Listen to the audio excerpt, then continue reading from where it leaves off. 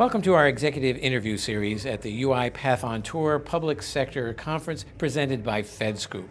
I'm Wyatt Cash and I'm here with Faisal Iqbal, Head of Technology and Innovation for Federal Partnerships at AWS. Faisal, thank you so much for joining us. Glad to be here.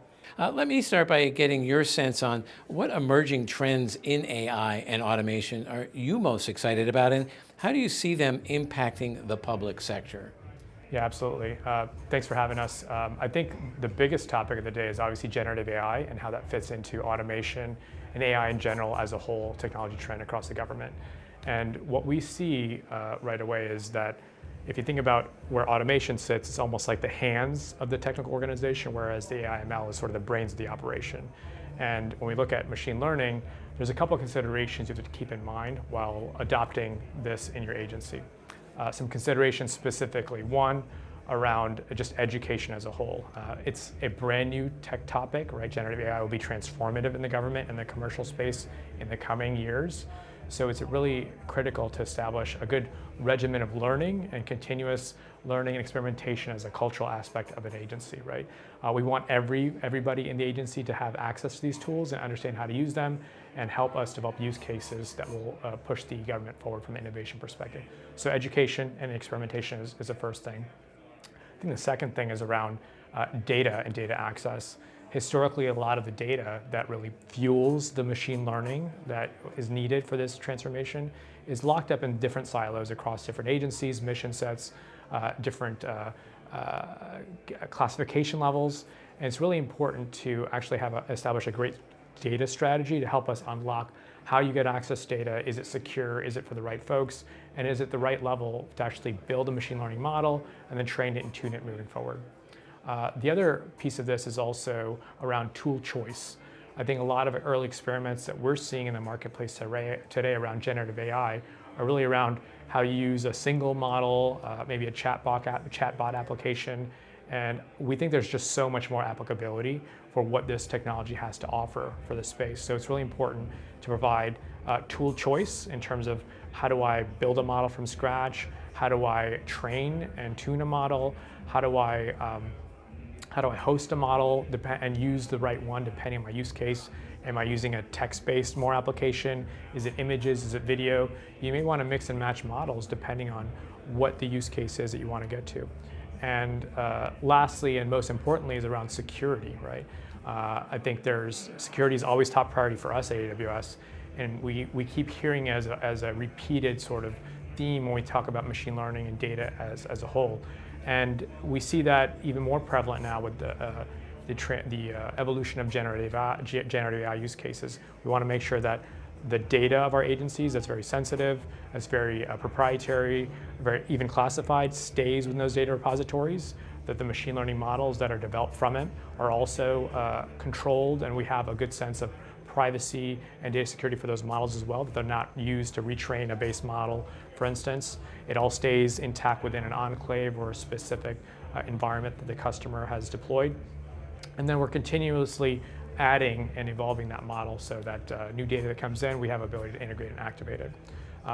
So we think cloud as a whole is a great way to actually build this cohesive application environment that creates an operating sort of environment that allows you to build data services, to break down those data silos, focus on the application and the data element, worry less about the undifferentiated heavy lifting that deals with infrastructure, networking, some of the bits around security accreditation for the services that we offer.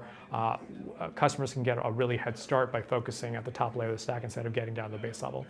And then there's also just overall the ability to move fast and experiment. As we see the technology is changing rapidly and it's moving, and there's new capabilities released daily and weekly across the space. So you need to have a platform that allows you to experiment, learn fast, fail fast, and move forward with sort of the project as a whole.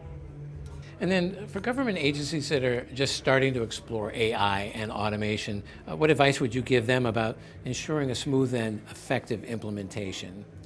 Yeah, I think it's a great question that we get a lot around, and we have this concept of working backwards at Amazon, where we try not to focus on a hammer and we focus more on the nails. So when we envision a solution for a customer or we envision an experience, we try to envision what that day one operation looks like for that customer.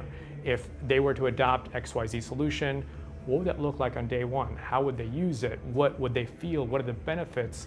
What would they like about it? What would they not like about it? What would be limiting? How much would it cost?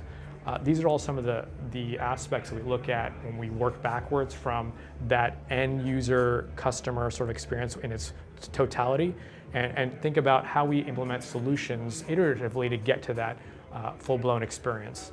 And I think that same framework has to be applied to machine learning and automation in a lot of the government use cases as well. We see a lot of experimentation using tools, right, that may be built for commercial or personal or consumer use cases, and they're trying to be sort of fit into agency solutions or challenges. And I think we need to step back and look at what is the mission challenge we're really trying to solve for, and how do we work backwards from that experience that we're trying to get to. And that can involve different technologies. That may be consumer readily available. It may be something we need to build or train on the custom side of the house, or it could be something that we need to actually go to market with together on. So I think there's definitely a use case element to start off with, first and foremost. There's a workforce element as well, like again, enabling the workforce to understand these technologies. And this isn't just hiring machine learning scientists or hiring super smart data engineers. That's an aspect of it, but it's about how do you take the folks that understand the mission operators, you take the technical folks in the organization that have the context of the agency's mission, and how do you bring them together in a way that allows them to experiment gracefully with enough space and certainty and safety that allows them to understand like what can be done with the technology, and then quickly iterate that to a pilot production state. Obviously, safety is a big concern, right? A lot of machine learning models, especially nowadays, there's hallucinations, there's a lot of output concerns in terms of quality.